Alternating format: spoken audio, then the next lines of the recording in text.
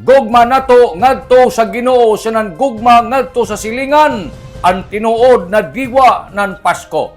Ang kagamhanan nan dalawigan nan Surigao del Norte dako na pagpasalamat sa pagsaulog nato sa Pasko na himsog malinahon wayay hamok na disgrasya gumikat nan mga pabuto sana nakita nan lunlun nag-ignay sa mga dili marajaw na mga panhitabo.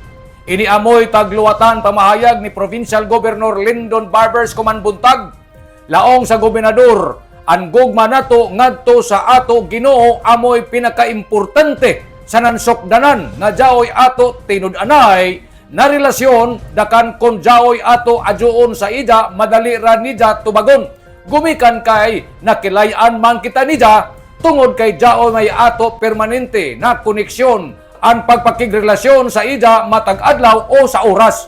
Sana ni kadua na pinakaimportante ang ato paghigugma sa ato silingan.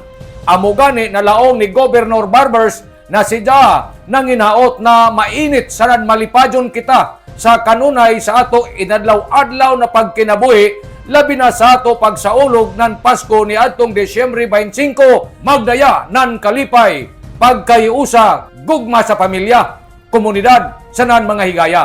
Sanan laong sa gobernador na adyaw kalinti ang tinuod na rason sa Pasko ang pagkataon ni Jesucristo na naghatag nato sa ato nan wayay sukod na gugma paglaom sanan kalinaw.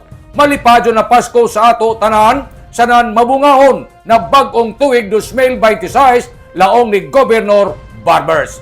Nanukad gikan diri sa Kapitolyo ini si Maritziners Marconsim Vlogs. Mario Conales Simurlan mulaong salamat. Marajaw na adlaw natong tanan.